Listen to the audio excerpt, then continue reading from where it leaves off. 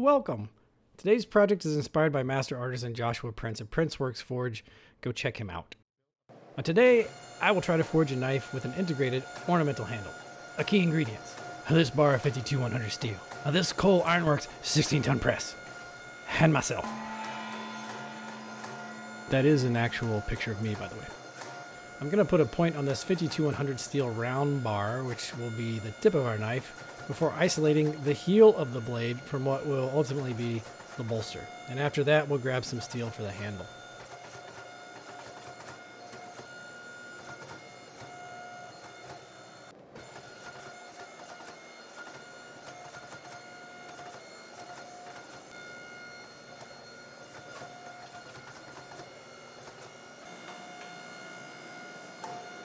Here we are widening our blade and trying to get some steel at a good spot to make sure we can draw out a heel for our blade.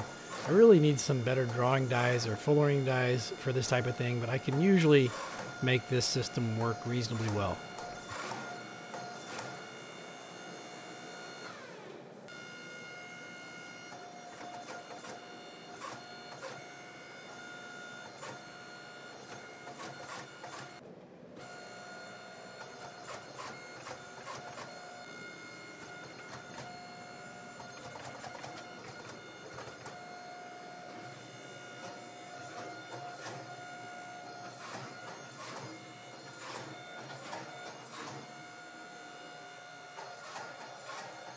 Man, look at this blob on the anvil.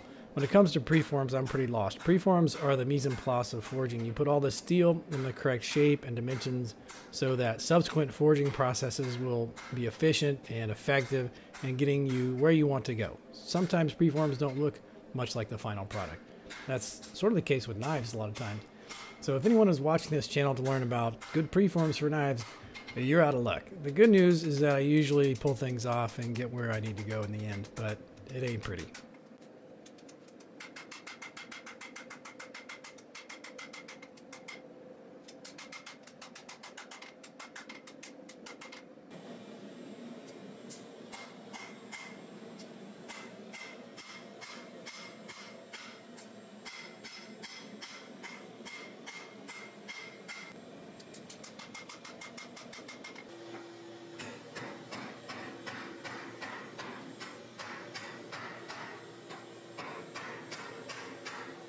You can see here that I've done a pretty good job at shifting steel to the heel area so that we have a nice steep angle from the bolster to that edge at the heel. With some more peening, we can do even better.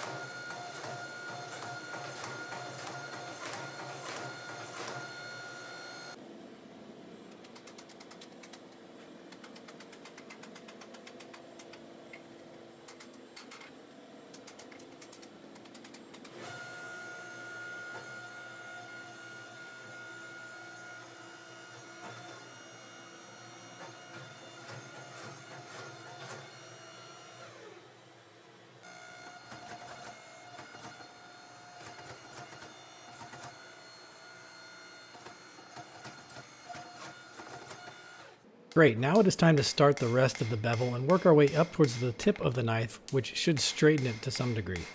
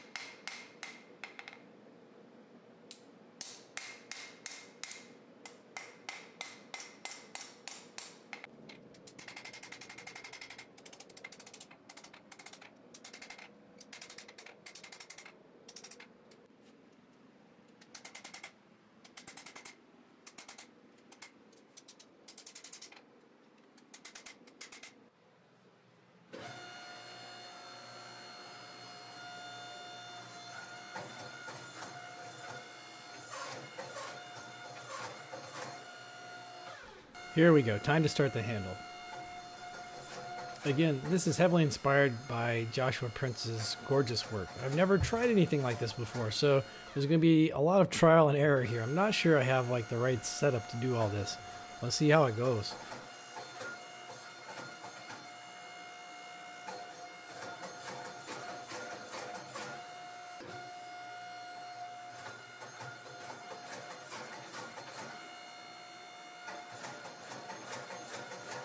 What I'm realizing here is that before I get too far into the handle, I really need to finish up the edge and the blade and make sure everything's exactly like I want it. The profile is exactly like I want it.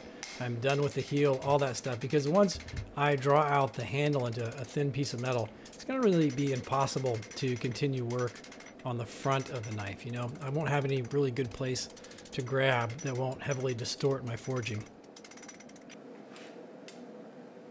I'm trying to flatten the spine a little bit with these wax and pull the nose up a little bit.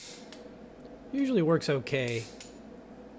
I think the thinner the knife and the less material there is forward and at the tip, for example, the less it does, but it still does a little something here.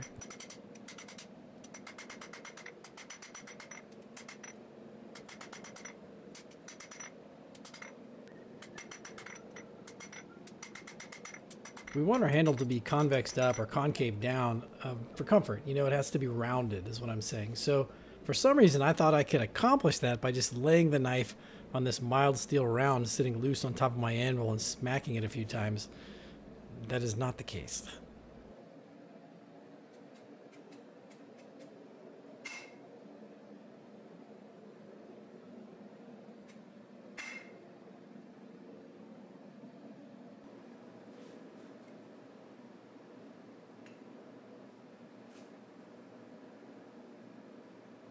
I gave this the old college try, but for some reason I'm going to move on to a different technique. I don't remember exactly why I didn't think this was working. Now you can make fun of me all you want, but let's see you try to fabricate something like this. You know what? It's fine. It worked. I mean, it didn't work, but it didn't fall apart either. So it was mashing things up too much. So I moved over to some peening. Let's cross peen. Okay, maybe a ball peen. Okay. Okay. Okay. And back to the anvil.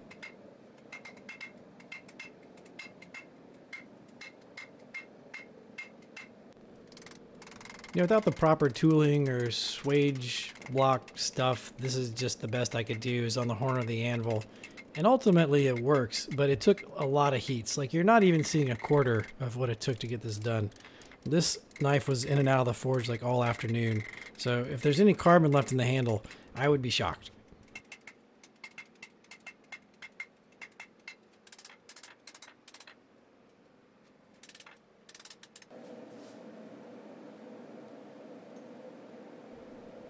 So to be clear, this is mostly forged to shape, but not entirely. I had to take down some sharp bits there, that knob, and then the edges on the handle weren't exactly even with each other side to side. So I had to sort of grind those even and take down some sharp areas on that as well. Basically, there's just some symmetry issues with the forging.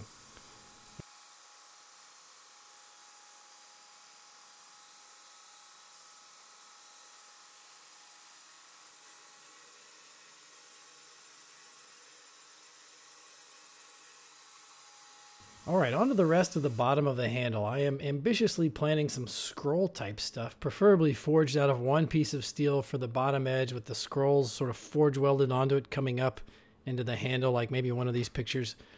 I actually tried that with these various bars of mild steel, and it was impossible. The length's always changing, you're losing the roundness, the width's always getting wonky, and so I just cheated a little bit and went to the mill and sort of hollowed out this, I think it's a 3/8 inch piece of mild steel.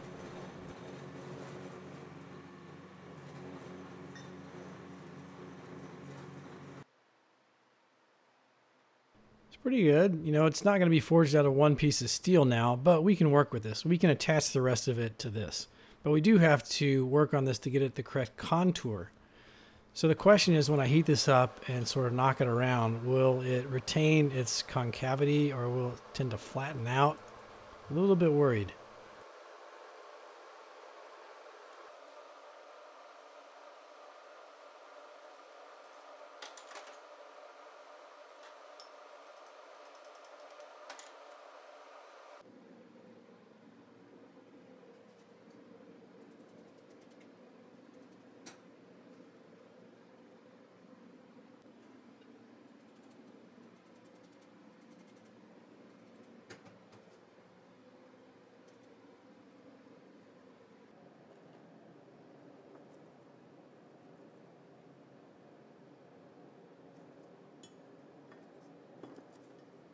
Surprisingly, it did all right. I just have to cut off the end here, and then we can get on with the rest of our handle. Now, we're going to revisit that in part 2, so you guys stay tuned. I'm going to get that video out really quick. It shouldn't be too long. In the meantime, thanks for watching. You guys have a good one.